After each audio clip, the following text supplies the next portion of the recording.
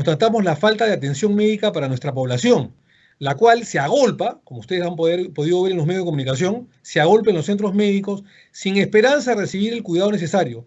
Esta situación insostenible hace que prácticamente se decida quién debe vivir y quién debe morir, solamente por la ausencia de infraestructura, material médico y recursos humanos, al igual que hospitales, porque lamentablemente hay muchos gobiernos que no tienen la suficiente capacidad para reaccionar ante los grandes problemas nacionales. Cuando les explota, como en el presente caso, la bomba, la granada en la cara, ahí hay reacción. Somos reactivos.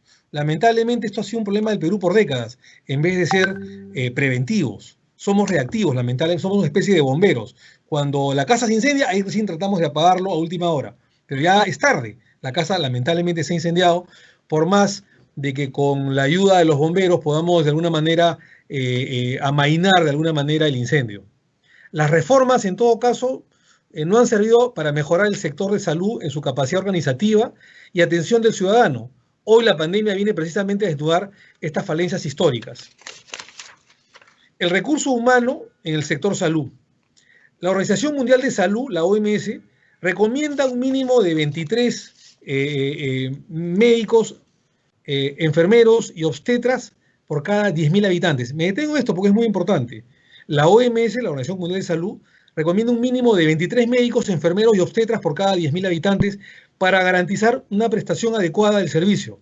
Sin embargo, en nuestro país se cuenta con 13.6 médicos apenas por cada 10.000 habitantes. Repito, contamos por 13.6 médicos por cada 10.000 habitantes. 9.4 menos que lo que ha recomendado la Organización Mundial de Salud. Por la poca inversión en el sector salud, porque ha habido poca inversión en el sector salud, el recurso humano sigue siendo escaso. Esta situación se está viendo de manera real ahora con la crisis generada por el COVID-19. El Perú entonces requiere de personal médico y enfermeros que no se encuentran ya fácilmente, lo cual incide de manera certera en el tratamiento a las víctimas de la pandemia. ¿Cuál ha sido nuestra inversión histórica y comparativa en el sector salud? Existe una inadecuación entre el derecho fundamental a la salud y la realidad, la cual se puede comprobar en el más reciente Presupuesto General de la República del Perú previsto para el año 2020, el actual ejercicio. Recibimos el año más crucial del siglo en que venimos afrontando la pandemia del COVID-19 con un diminuto 2.2 del Producto Bruto Interno. Apenas 2.2 del Producto Bruto Interno. A pesar que ya se sabía a fines del año pasado que el COVID y la pandemia nos amenazaba. Muchos de nuestros gobernantes, sin tratar de personalizar, entendieron de que esto era un tema de China, un tema de Asia, y que estaba tan lejos que no iba a llegar al Perú. Cuando hoy día las comunicaciones están tan adelantadas que en tiempo real, en menos de 24 horas puede llegar una desgracia de un lugar que está a decenas de miles de kilómetros de distancia al propio país. Una verdadera ingenuidad. A pesar de eso, nos hemos descuidado. Entonces, la inversión, lamentablemente, ha sido poquísima, un diminuto 2.2% del PBI, mientras que el promedio recomendado por la OCDE asciende a 8%. Ojo que el Perú es uno de los postulantes a la OCDE, ¿no? Incluso del grupo de la Alianza del Pacífico, que conformamos junto con Colombia, Chile y México, junto al Perú, de los 4 países que han crecido económicamente de manera sostenida y fuerte en los últimos 20, 25 años, donde está el Perú, justamente nuestro país es el único de la OCDE que no está. El único de la Alianza del Pacífico, perdón, es uno de los países de la Alianza del Pacífico que no está en la OCDE, Los demás países de la Alianza del Pacífico, como México, Colombia y Chile, sí están en la OCDE, sí están. Por eso es que, como no cumplimos una serie de requisitos, no pertenecemos a ese grupo exclusivo, económico y político de la OCDE, porque no cumplimos con los estándares, por ejemplo, de una importante presión tributaria. Estamos hace tiempo en el 15 o 14% de presión tributaria, cuando la OCDE recomienda llegar al 19%. Otros países de la Alianza del Pacífico, en la que está inmerso Perú, como México, Colombia y Chile, se acercan o cumplen con ese requisito. Tampoco estamos en los estándares de la lucha contra la corrupción, que están algunos otros países, incluyendo Chile y Colombia, de éxitos de la lucha contra la corrupción. El Perú tampoco cumple ese requisito y también por eso no estamos en la OCDE. Y tampoco estamos en la OCDE, entre otras cosas, porque no cumplimos con requisitos básicos, mínimos, que es que nuestro Producto Bruto Interno se acerque por lo menos al 8% para el sector salud. Eso lo recomienda la OCDE. Y la Organización Mundial de Salud recomienda que por lo menos lleguemos al 6%, lo cual solo lo logran 5 países de la región, en lo que está Chile, Cuba, Estados Unidos, Uruguay, siendo Haití y Venezuela los que menos recursos destinan al rubro salud, al rubro salud, que es con menos del 2%. O sea, Haití y Venezuela, que son de democracias calamitosas, autoritarias si se quiere, básicas, tienen por debajo del 2%. Y nosotros, que no nos podemos comparar ni en democracia ni en crecimiento económico, estamos justamente pisándole los talones a esos países que están en desgracia y que no destinan el PBI como debiera ser al sector salud. Están por debajo del 2. Y Perú apenas está por el 2.3, cuando la OCDE recomienda 8% y la OMS, la Organización Mundial de Salud, recomienda por lo menos 6%. El año 2010, por ejemplo, hemos tenido 1.1 de destinar nuestro Producto Bruto Interno al sector salud. El 2011 creció al 2.1, después el 2012 crecimos a 2.35, el 2013 2.6 y el 2014 fue el punto máximo, el tope, que crecimos a 3%. O sea, el gobierno destinó el 3% del PBI al sector salud. El 2014. Y de ahí, para parafrasear esta frase, va a la redundancia un poco desgraciada, en estos momentos, llegamos a la meseta. Llegamos a la meseta, pero una meseta contraria, ¿no? Porque mientras la meseta sería buena llegar en momentos del COVID, en la pandemia, para decrecer, y eso sería lo lógico y lo feliz, ojalá lleguemos a la meseta pronto, acá llegamos a la meseta, pero en sentido contrario. Es decir, si estamos creciendo para favorecer el sector salud, llegamos al 3% y ahí otra vez caemos y vamos en línea de descenso, lo que hablaba de la meseta, porque ya del 3% del 2014 para el sector salud del PBI se baja el 2015 al 2.5 y luego se mantiene la meseta 2016 2.6, 2017 2.6 y 2018 2.6. Y el año pasado, que fue uno de los peores años en destinarle presupuesto del Producto Bruto Interno al sector salud, decrecemos a 2.3. 2.3 casi como Venezuela, casi como Haití. Estas cifras confirman entonces el estado calamitoso en el que se encuentra este sector de salud, va la redundancia, vital para el desarrollo del país. Porque si no hay salud, no puede haber democracia. Si no hay salud, no puede haber desarrollo. Si no hay salud, no puede haber crecimiento ni marcha sostenible de desarrollo económico y bien común. La ausencia de prioridad en un sector de salud tan importante para la vida y el desarrollo de nuestros compatriotas se hace aún más notable cuando vemos el tratamiento que se le brinda en países de la OCDE, entonces donde se ha invertido en promedio 8.8% de su PBI en salud desde el 2018 e incluso antes, desde el 2013. Nosotros consideramos que esto se llama voluntad política. Pero como no la hay, no hay la voluntad política, es necesario justamente que nuestra Constitución Política del Estado contemple justamente esta reforma constitucional para que se destine no menos del 6% del Producto Bruto Interno para el sector salud. Alemania ha podido enfrentar con solvencia la pandemia del COVID y valdría la pena remarcar que este nivel de inversión les ha permitido contar con 34 camas por 100.000 habitantes en las unidades de cuidados intensivos. Ojo, en cuidados intensivos. Esta cifra contrasta con el número de camas con las que contaba el Perú al inicio de la pandemia. 100 camas UCI a nivel nacional. O sea, 100 camas UCI para 30 millones de peruanos, lo cual es una pobreza total. Y que solo ahora se proyecta su aumento a 1.000, se proyecta, pero comenzamos con 100 para 30 millones de peruanos. Entonces, al momento que se redacta este proyecto, el promedio era de 3 camas UCI por cada 100.000 habitantes. O sea, la verdad que una lágrima, lo cual pues explica el colapso de los sistemas de salud por el que atraviesa nuestro país, por lo que lamentablemente atraviesa el Perú. Es necesario recalcar que esta pírrica cifra, nimia, pequeñita cifra, implica que miles de compatriotas han perecido debido a la ausencia de infraestructura y equipo médico que puedan salvarlos, violando así su derecho fundamental a la salud y a la vida. Para nadie es un secreto que los hospitales públicos en el Perú se han convertido, y lo digo con toda tristeza y emoción, los hospitales públicos en el Perú se han convertido en campos de concentración, donde los pacientes acuden por miles a diario para lograr una cita recién al mes. Acuden al día indicado y son mal atendidos 4 o 5 horas después, naturalmente por insuficiencia de médicos, enfermeras o infraestructura. Y esto hablando antes del COVID. Ya se pueden imaginar cómo está el tema hospitalario ahora en tiempos de COVID.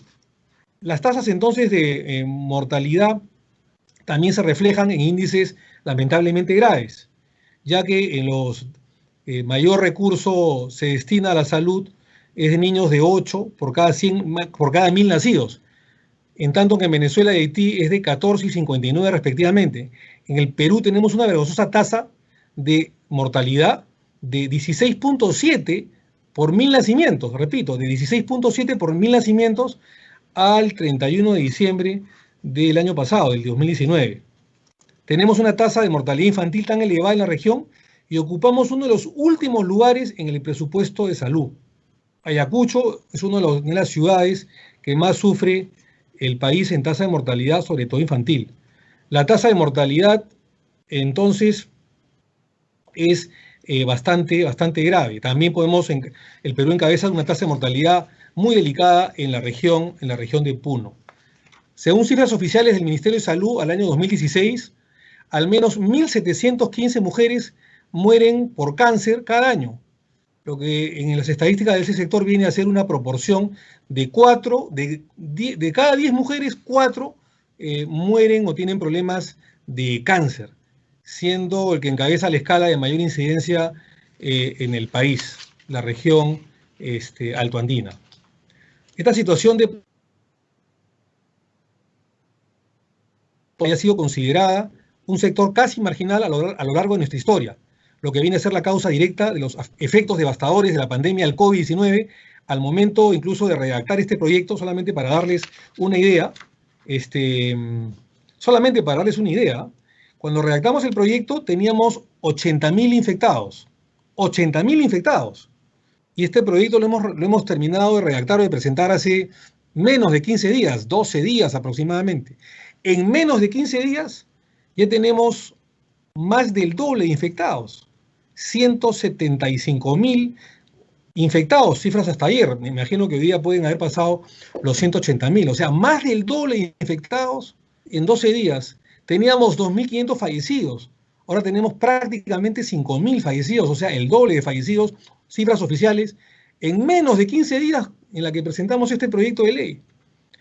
Tenemos hospitales así, sin el debido equipamiento, médicos a cargo del Estado en número insuficiente, ausencia de medicamentos básicos a cuenta del CIS, lo que lo convierte en una ilusión en muchos casos, ya que los pacientes deben comprar las recetas de sus recursos dedicados a la subsistencia, de sus propios recursos. Lo más grave que hemos podido apreciar es que pese a tener un crecimiento sostenido del PBI en los últimos 30 años, nuestros hospitales contaban solo con 504 ventiladores a un mes y 2 días de la iniciada pandemia con el denominado caso cero, situación que condenaba a una muerte segura a miles de ciudadanos con enfermedades preexistentes, diabetes, obesidad, hipertensión, etc., a lo que se agrega la carencia de pruebas de descarte, como mascarillas y hasta balones de oxígeno. Hoy día un balón de oxígeno, escuchando las noticias de ayer, de pasar de costar en épocas normales 500 soles o menos, ahora un balón de oxígeno puede costar 5.000 soles. Así se explica que nuestros compatriotas tengan que desfallecer en las calles sin tener atención digna que salve sus vidas. En los llamados conos de la ciudad de Lima, por ejemplo, y en los pueblos más alejados del interior del país, los enfermos deben caminar decenas de kilómetros para atender a una posta médica solo para ser deficientemente atendidos y poder incluso en muchos casos morir. Al respecto, la Organización Panamericana de la Salud ha referido que está comprobado que cuando existen barreras de acceso a los servicios, ya sean económicas, geográficas, culturales, demográficas u otras, el deterioro de la salud no solo implica mayores gastos, sino también la pérdida de ingresos. La inexistencia de mecanismos de protección contra el riesgo financiero de la enfermedad origina y perpetúa un círculo vicioso de enfermedad y pobreza. Por otro lado, en lo que se refiere a la salud mental, hasta hace 3 años 4 millones de peruanos, hasta hace 3 años, 2016 o 2017, 4 millones de peruanos padecían de algún trastorno mental, es decir, casi la séptima parte de la población, de los cuales el 60% de ellos no eran atendidos, agravándose la dramática situación en que vienen lacerándose emocionalmente y perdiendo valiosos años de vida productiva. La salud mental, queridos amigos, es la verdad un tema a tratar y que lamentablemente poco se ha hecho en las últimas décadas por diferentes autoridades. La salud mental entonces es un obstáculo, el problema de salud mental en el país es un obstáculo para el desarrollo del país. No olvidemos que a diario llegan pues imágenes apocalípticas de muertes del mundo entero que son enterrados en fosas comunes y que nuestro país también ya se ha convertido en una triste y dolorosa realidad. No solamente por temas físicos, sino también por temas mentales. No solamente por el COVID, sino en general, porque este proyecto de reforma constitucional está justamente dado con el objetivo de, si bien es cierto, atender la desgracia del COVID, pero también por la ineficiencia del Estado en los últimos años de no haber destinado un 6% del Producto Bruto Interno a una de las más, si no la más importante, de las actividades y sectores, que es la salud. Consideramos que la Carta Magna debe ser reformada para tener a la vida y a la salud física y mental como fin supremo de la sociedad y el Estado, lo cual permitirá que, pasada la pandemia, siga siendo una prioridad de política de Estado y determine el accionar de gobiernos futuros, incluyendo este en su último año, destinado a un promedio, repito, de no menos del 6% del PBI.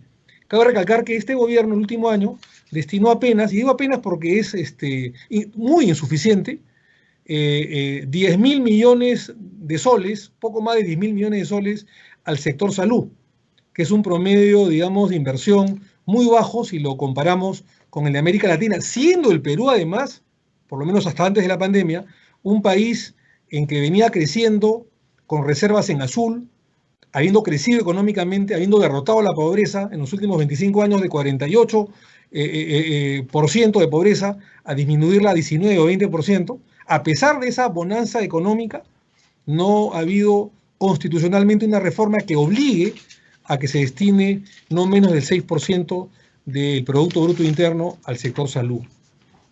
Finalmente, nosotros, este proyecto está concordado con la Declaración de los Derechos, Universal de los Derechos Humanos, artículo 25, inciso 1, cuando se dice que toda persona tiene derecho a un nivel de vida adecuado que le asegure a su familia y a él la salud y el bienestar, y en especial la alimentación, el vestido, etc.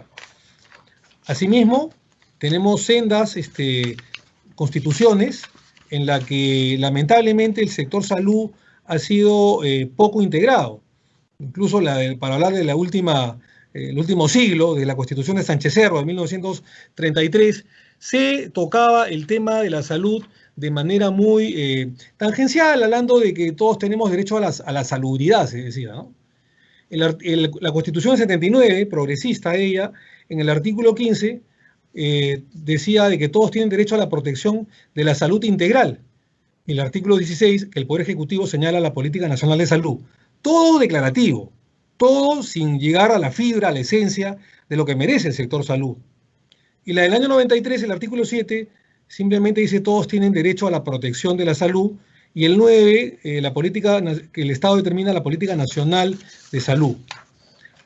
En el derecho comparado tenemos una serie de constituciones que hablan justamente de priorizar la salud como derecho fundamental, y la Unión Europea, incluso, la protección de la salud, el artículo 35, dice que toda persona tiene derecho a acceder a la prevención sanitaria. Miren ustedes, habla de la prevención sanitaria, lo que yo les hablaba al comienzo.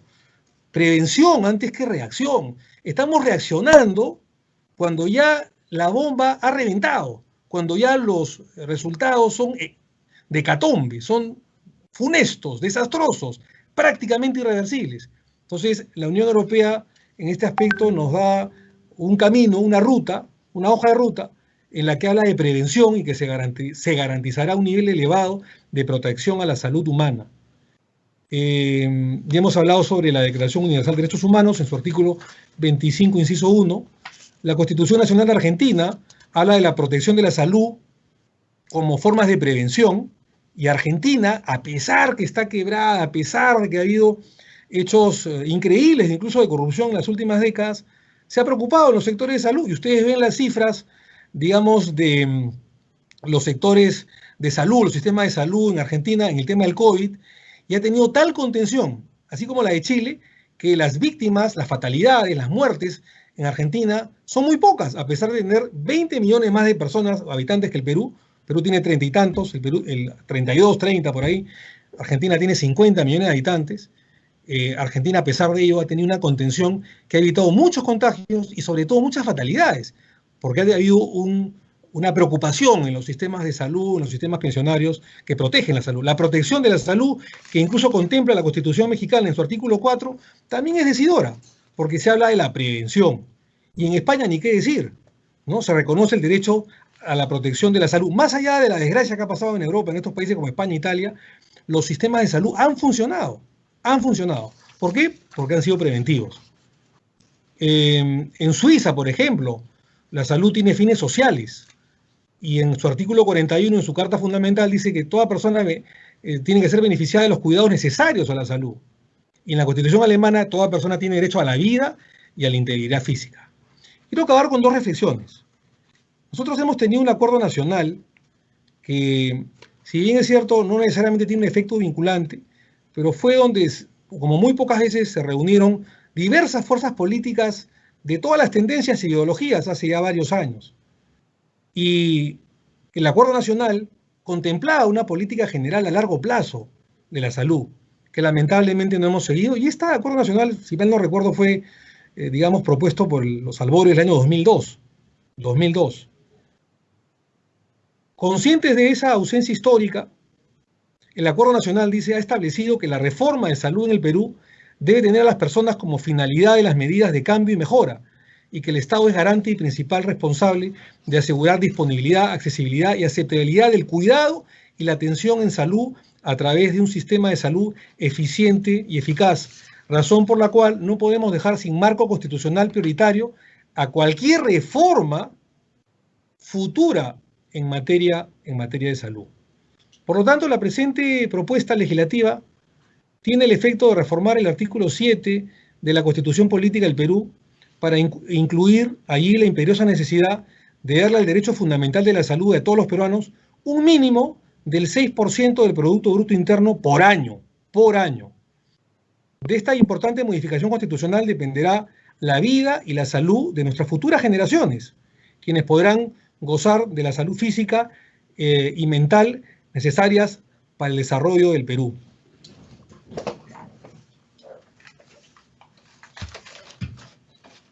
Sí, la palabra, sí, señor presidente. Terminó. No acabó. Ok.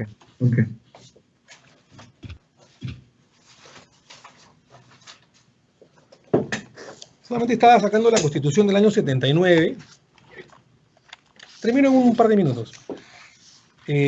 Porque esto no es, digamos, novedoso, aunque sí en el tema de salud, ¿no? Sí en el tema de salud. En la Constitución de la Torre, de Víctor Raúl de la Torre, del año 1979, en el artículo 39, que no habla de la salud, lamentablemente, fue una omisión de los legisladores de esa época, pero sí hablaba del sector educación, que también debe corresponderle una prioridad, digamos, ultra importante, al igual que la salud en el país, porque sin educación y sin salud no puede haber desarrollo, crecimiento, bienestar social, etcétera, ¿no? Y paz fundamental para los peruanos y justicia social. Entonces, en el artículo 39 de la Constitución 79 decía: en cada ejercicio se destina para el sector de educación no menos del 20% de los recursos ordinarios del presupuesto del gobierno central. Repito, así lo contemplaba. Artículo 39, en cada ejercicio se destina para educación no menos del 20% de los recursos ordinarios del presupuesto del gobierno central. Es decir, no es la primera vez que en la Constitución Política del Estado se coloca un porcentaje dedicado a un sistema, a un área prioritaria para el desarrollo del país, como puede ser la educación o como puede ser en este caso el tema del sector salud. Ya la Constitución del 79 colocaba un porcentaje importante para el sector educación. Creemos nosotros que colocándole en este caso, todavía no la educación, pero sí al sector salud, no solamente como reacción al COVID, de la pandemia, de las miles de muertes e infecciones, sino también previendo el futuro de nuestras generaciones, porque el COVID pasará en 6 meses, 8 meses, un año, seguramente, y así lo decíamos, que pase pronto, pero una vez que pase, va a quedar para las futuras generaciones que los gobiernos centrales, en connivencia con los demás niveles de gobierno, se le dedique justamente como además lo sugiere tanto la Organización Mundial de Salud o la Organización Panamericana de Salud o la propia OCDE, colocar digamos, un porcentaje importante del Producto Bruto Interno, que es el 6%, para los sistemas de salud, que lamentablemente están colapsados, en los que no ha habido cama, en que nos ha agarrado este COVID absolutamente desprevenidos, con sorpresa, y por eso es que no ha habido la contención, y es por eso que la cuarentena está durando más tiempo de lo que esperábamos, a pesar que fue el primer país que se acuarentenó. A partir del 15 y 16 de marzo nos acuarentenamos y pensábamos que íbamos a salir rápido. Y finalmente la estrategia de gobierno, como no se estaba preparado, era justamente alargar la cuarentena muchos meses más, y ahora nos damos cuenta de la estrategia, justamente porque no se dedicaba al sector salud los presupuestos generales de la República y el Producto Bruto Interno como se debía. Es cierto, y ustedes seguramente me dirán, y acá acabo, que ha habido incapacidad de gestión y mala operatividad por parte de muchos gobernantes. Por supuesto que sí, ha habido corrupción, ha habido falta de manejo, hay incluso gobiernos regionales que tienen que devolver más del 50, 60, 70% del presupuesto que le asignan los gobiernos. Es verdad, pero más allá de eso, también es cierto que ha habido una despreocupación en asignarle una cantidad adecuada de nuestro Producto Bruto Interno para contención, para cualquier mal y para fortalecer los hospitales y para construir más hospitales, abandonando el sector salud. Por eso creo yo que es una reforma importante, constitucional, y que marcará seguramente, si es de aprobarse, y ustedes lo tienen a bien, un hito en la historia republicana. Eso es todo, señor presidente, y he acabado.